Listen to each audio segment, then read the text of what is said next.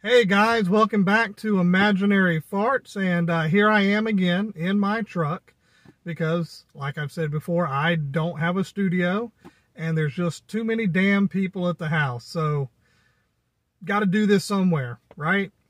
Anyway, I have something today for you that I said was coming soon, and it is here. If you have watched my videos before, you will remember a phone called the Umidigi Bison, and I did a review on that, and the main thing about that phone was the price versus what you get. A lot of people ran that phone down. They talked bad about it.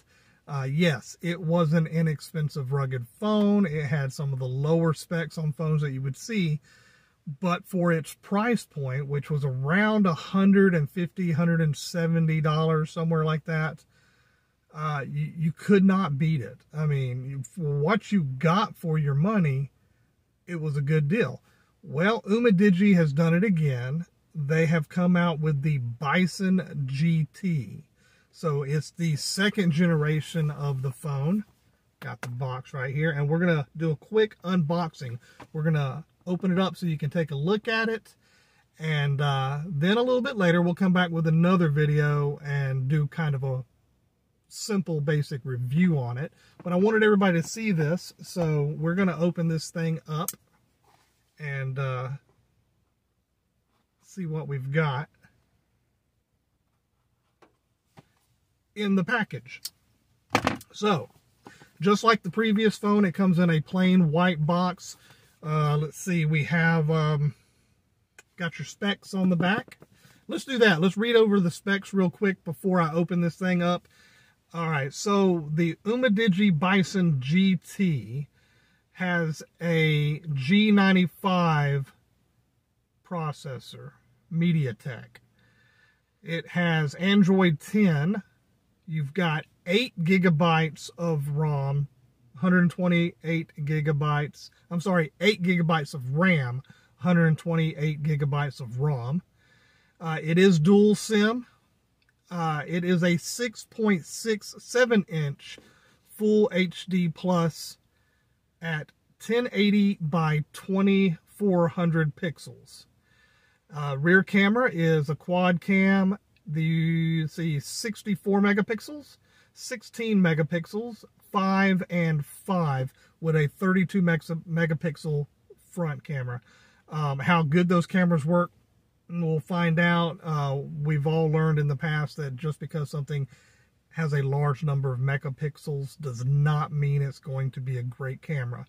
And this is a budget phone again. So it is capable of working on AT&T, T-Mobile, and just about any GSM carrier. So if you've got a GSM SIM card, you could use this overseas. You could use this in the US. I did check the frequency bands, and it appears to use every frequency band that T-Mobile uses for 4G, 3G, and 2G, and about 90% of the other bands for the other carriers in the US. So you're good as far as that goes. It does say WCDMA B1, 2, 4, 5, 6, and 8. It says CDMA. So maybe you can use this with some other carriers. I don't know. I don't use other carriers besides GSM carriers. I don't use Verizon, so I can't really speak to that. But that's something you can check out if you want to. All right, let's get the box top off of this thing and take a look inside. All right, here we go.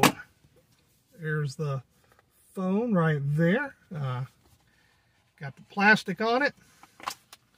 Let's see what's in the box first. All right, first thing we got in the box, we got our little booklet. We've got our USB-C type cable. And we have a charging brick. Now, unfortunately, this phone came with a charging brick that does not work here in the US. But in the plastic bag that came with, they sent this little doohickey. which is an adapter. Now, to me, this is a waste of time. Don't even bother with it. Just get you a charging brick that will work with this Type-C to Type-C cable, or just get you a regular Type-C cable and regular charging brick, either one. But yeah, if I didn't make that clear a minute ago, it is Type-C to Type-C. So, all right, so let's set those things aside there, and that looks like that's everything in the box. Nothing else there. Let's look at the phone itself. Now, in appearance, this phone is dead on. Well, I won't say dead on, pretty damn close to the original Bison in appearance. So let's pull this off. There we go. It looks like it has looks like it's got a pre-installed screen protector. That's good. Let's take a look at the back. See if we can get the plastic off the back here. And before I pull the plastic off the back, it does kind of point out what is on the back here. You know, your SIM card trays over here. Your 5 and 5 megapixel cameras at the top there. Your 64 and your 16 here at the bottom.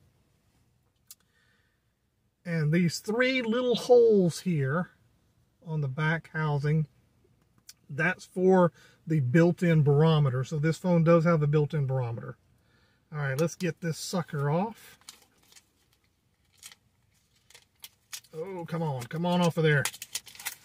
It does not want to come off. There, we got it off. We got it off. We'll get rid of that. We don't need it again. Never going to put it back on. We're done with that. All right, just like the original Bison, you have a lanyard loop here on the bottom, hard plastic. Your speaker is on the bottom at the back, which I don't particularly like normally, but this little plastic lanyard loop will hold the phone slightly off the table and actually allows that sound to kind of reverberate and bounce off wherever you have the phone setting. Just like the previous Bison, you have 3 buttons on this side. Well, no, you have 4 buttons. Sorry, you have 4 buttons on this side.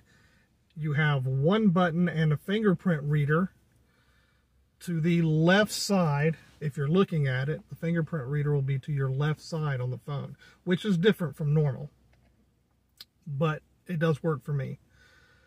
So let's see if this thing powers up. Power button is the 3rd button down on the right side. There it goes, Bison. You can see that. Look at that. Oh, everything's reflecting. You can see my phone I'm using as a camera. There you go. There's booting up. We'll give that just a minute. And while that's booting up, there's your start screen so we can start setting up the phone. Oh, it went away. There we go. Here it is. All right. So that's the phone. We'll do a more in-depth review on this and post that online for you in a little while.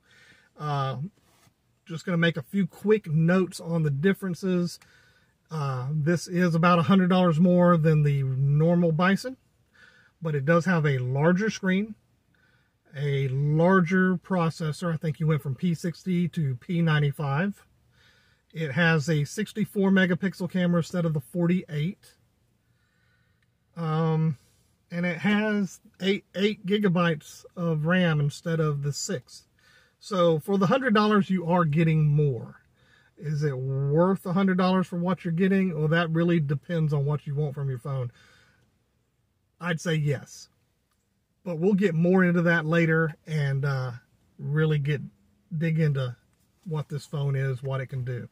So there's the unboxing. I appreciate y'all watching. Please like and subscribe, and we'll be back with you soon.